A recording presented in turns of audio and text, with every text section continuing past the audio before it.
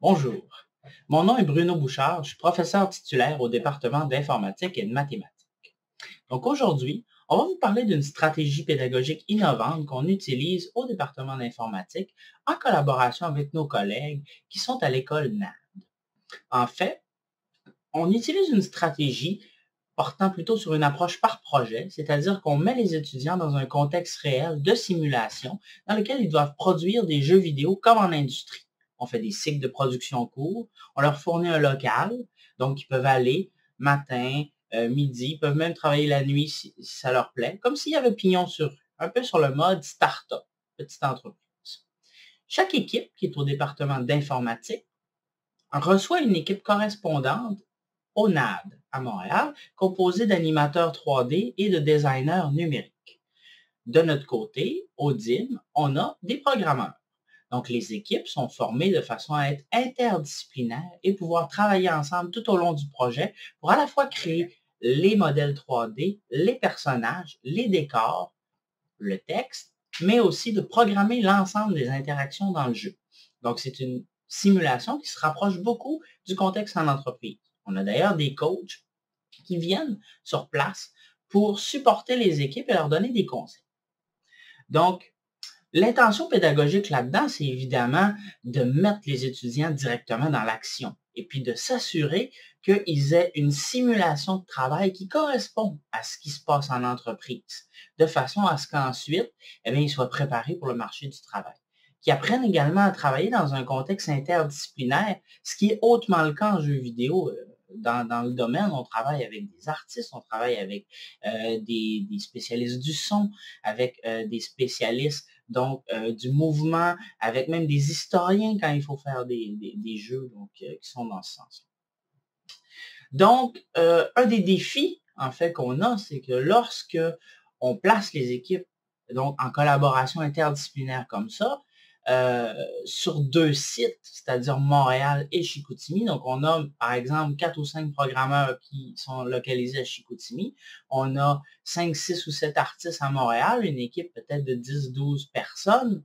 Ça crée des défis pour la gestion du cours, etc. Ensuite, il faut savoir que les étudiants qui sont au centre NAD, ils ont des objectifs pédagogiques précis. Il faut qu'ils apprennent à bien modéliser en 3D, il faut qu'ils apprennent à faire certains éléments qui sont propres donc aux artistes numériques, alors que nous, les programmeurs, donc, ont des objectifs différents à prendre dans leur cours. D'ailleurs, les étudiants ne sont pas inscrits au même cours. Ils sont inscrits chacun à leur cours respectif du côté du NAD et du côté du DIM. Pour rendre ça possible, il a fallu que les 2 départements ajustent leurs horaires pour que les horaires des 2 cours arrivent en même temps.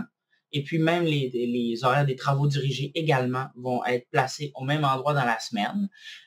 Des salles de vidéoconférence sont réservées à chaque semaine pour l'ensemble des équipes afin qu'on puisse donc échanger et puis faire la synchronisation. On a un canal de discussion qui est mis en place tout au cours de la semaine en utilisant l'outil Discord, ce qui permet d'avoir un canal de clavardage continu entre les différentes équipes. Et puis, il faut aussi aligner les plans de cours, donc les remises de travaux. Donc, il faut remettre le jeu. Évidemment, la partie modélisation 3D du jeu est évaluée par le professeur Onad. La partie programmation est évaluée par le professeur donc, au DIM. Cependant, la façon d'évaluer le cours, la façon d'évaluer les livrables, puisqu'on fonctionne par livrable, donc c'est des jalons dans le processus de production du jeu, c'est fait comme en entreprise. On fait ce qu'on appelle un build review. Donc, on a les objectifs de la semaine. Ces objectifs-là, c'est de produire un certain nombre de fonctionnalités dans le jeu. Par exemple, il faut que le personnage, à la fin de la semaine, soit apte à sauter, puisse se déplacer, que telle quête soit terminée, etc. Donc, on va arriver à la fin de la semaine, puis on va se réunir en équipe avec la vidéoconférence et puis on va tester une par une les fonctionnalités pour voir si elles sont bien fonctionnelles, puis si le livrable, donc, répond aux attentes donc qu'on avait fait en début de la semaine. Donc, cette approche-là est vraiment très enrichissante pour les étudiants. Ça leur permet vraiment de développer des aptitudes, que ce soit de communication, des aptitudes de travail interdisciplinaire, les pratiques de l'industrie. Cependant, il y a des choses qui sont plus difficiles. C'est clair que quand on travaille sur 2 sites comme ça, en interdisciplinarité, avec des artistes d'un côté, par exemple, des programmeurs de l'autre, il y a une certaine forme de ghettoisation qui se crée entre les groupes. Hein, les artistes vont dire, les programmeurs ne nous ont pas livré telle chose. Les programmeurs vont dire, ah oui, on n'a pas livré. Il y a comme un certain contexte qui se met en place qui fait qu'ils ne se sentent pas comme une équipe unie. Donc, ça, c'est ce qui est plus difficile à gérer. En fait, c'est le plus gros problème, la communication, quand on est à l'intercite comme ça. On a récemment mis des nouvelles façons de faire en place pour tenter de pallier à ça, corriger ça.